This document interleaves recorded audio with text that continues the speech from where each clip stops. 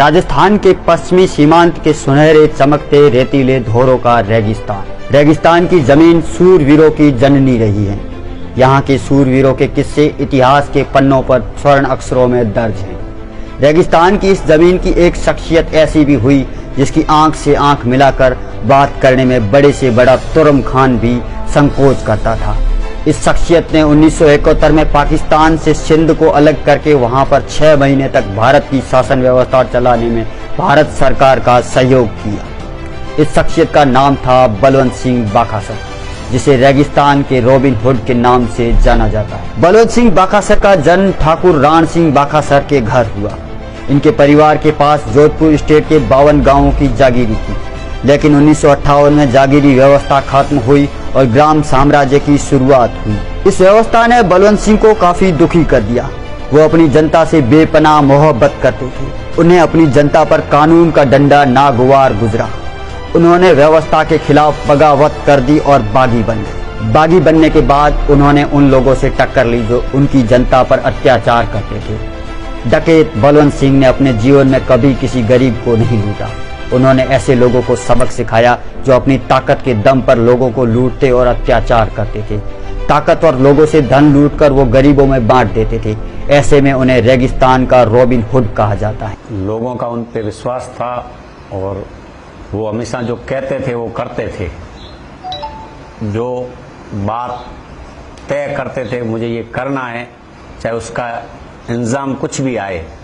जो आदमी पहले रिजल्ट की चिंता करता है वो आगे कुछ नहीं कर पाता है। कभी कोई रिजल्ट की चिंता नहीं करता है वही आगे सब कुछ कर पाता है। मैं बिल्कुल, मेरी शादी के 1 साल बाद उनका देहांत हुआ। 1992 में 91 में मेरी शादी हुई। तो उस समय में उनकी बुजुर्ग अवस्था थी। वैसे कोई उनकी उम्र भी बहुत बड़ी नहीं थी, लेकिन गांधव पे एक एक्सीडेंट हो गया था। उसकी वजह से उनके शरीर को काफ़ी जो 67 साल ही उन्होंने उम्र ली, 67। दादाजी की शादी कच्छ में विजपासर गांव सगत सिंह जी जाडेजा कायाणी जाडेजा परिवार के वहाँ हुई थी। वो पढ़े लिखे, वो कहते थे कि पढ़ाई तो एक किताबी ज्ञान होता है। पढ़ना मतलब एक किताब का ज्ञान होता है।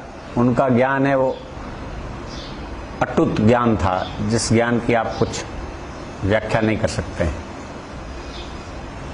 जागीरी थी 52 गांव की। हमारे बाखासर में नाडोला चौहान परिवार बलवंत सिंह जी से 11 पीढ़ी पहले जगत सिंह जी बाखासर पे आए, भुआतड़ा से। हाँ, और भुआतड़ा पे जगत सिंह जी से 14 पीढ़ी पहले राधू सिंह जी वाव से भुआतड़ा आए, और भुआतड़ा से राधू सिंह जी के बाद में जगत सिंह जी मेरे से 11 पीढ़ी पहले बाखासर आए। और ये नाडोला चौहान परिवार की 52 गांव की जागीरी थी। हमारे बाखासर में 2 ही परिवार हैं और 2 परिवारों की 52 गांव की जागीरी थी। और बलवंत सिंह जी ने समय और परिस्थितियों में उनको ऐसा जस लिखा होगा कि उन्होंने बाखासर का नाम पूरे भारत में नहीं विश्व तक पहुंचाया।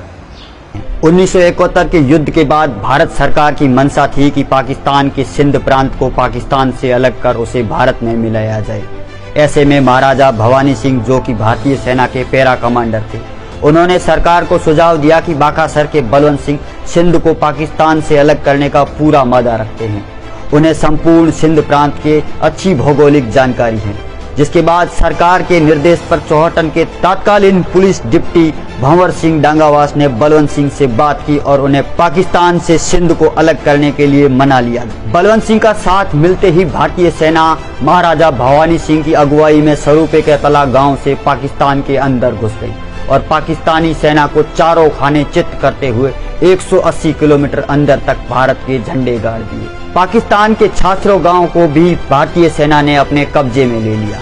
युद्ध खत्म होने के 6 माह बाद तक भारत का सिंध प्रांत में शासन रहा। बाद में हुई उच्च स्तरीय संधि के बाद में ये इलाका वापस पाकिस्तान को दे दिया।